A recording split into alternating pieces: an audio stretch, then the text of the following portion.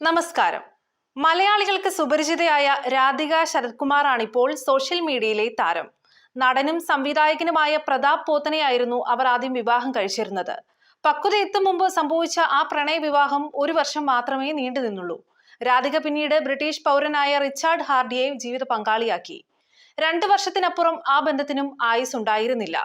മലയാളികൾക്ക് സുപരിചിതയാണ് രാധിക ശരത്കുമാർ.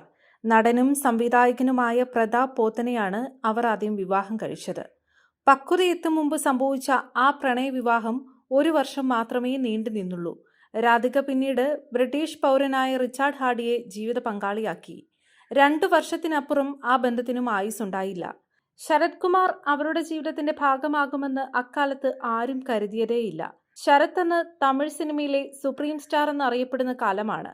രജനീകാന്തിന് തൊട്ടടുത്ത് വരെ വിപണന മൂല്യമുള്ള താരമായി ഒരു ഘട്ടത്തിൽ ഉയർന്നു. ഭാര്യയും 2 മക്കളും അടങ്ങുന്ന സന്തുഷ്ട കുടുംബം അന്ന് അദ്ദേഹത്തിനുണ്ട്.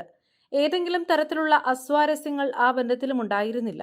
എന്നാൽ എല്ലാവരെയും അമ്പരിപ്പിച്ചുകൊണ്ട് ശരത്തും രാധികയും തമ്മിൽ അടുപ്പത്തിലായി.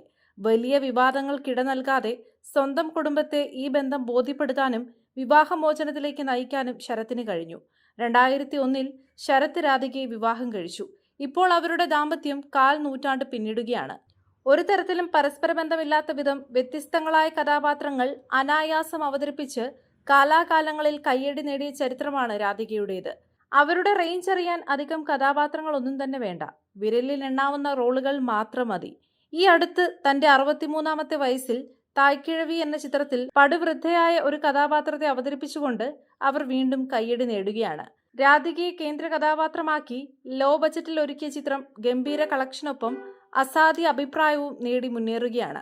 സൗന്ദര്യത്തിന് ഏറെ പ്രാധാന്യം നൽകിയിരുന്ന അക്കാലത്താണ് ഇരുനിറത്തിലും താഴെ വലിയ സുന്ദരിയെന്ന് അവകാശപ്പെടാനൊന്നുമില്ലാത്ത രാധിക തമിഴ് ജനതയുടെ മനസ്സ് കീഴടക്കുന്നത്. ആകർഷകമായിരുന്നു അവരുടെ ചിരി. അഭിനയ ശൈലിയുടെ സവിശേഷമായ ഋതം അവരെ ഏവർക്കും പ്രിയങ്കരിയാക്കി. പ്രതാപ് പോത്തനുമായി പിരിഞ്ഞ് റിച്ചാർഡ് ഹാർഡിയെ വിവാഹം കഴിച്ച രാധികയ്ക്ക് ആ ബന്ധത്തിൽ റയാനി എന്നൊരു മകൾ ജനിച്ചു. നമ്മ അണ്ണാച്ചി, സൂര്യവംശം എന്നീ സിനിമകളിൽ ശരത് കുമാറിന്റെ നായികയായ ഘട്ടത്തിലാണ് അവർ അദ്ദേഹവുമായി അടുക്കുന്നതും ആ ബന്ധം വിവാഹത്തിലേക്ക് പോകുന്നതും. ഒരു കുടുംബിനിയായി ഒതുങ്ങിക്കൂടാൻ അവരിലെ ക്രിയേറ്റീവ് മനസ്സ് അനുവദിച്ചില്ല.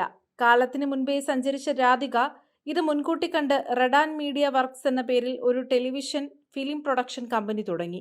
ആ ബാനറിൽ അനവധി തമിഴ്, തെലുങ്ക് സീരിയലുകൾ നിർമ്മിക്കുകയും പ്രധാന വേഷത്തിൽ അഭിനയിക്കുകയും ചെയ്തു. എന്നും ലൈംലൈറ്റിൽ നിൽക്കാൻ അവർ ബോധപൂർവം ശ്രമിക്കാറുണ്ട്.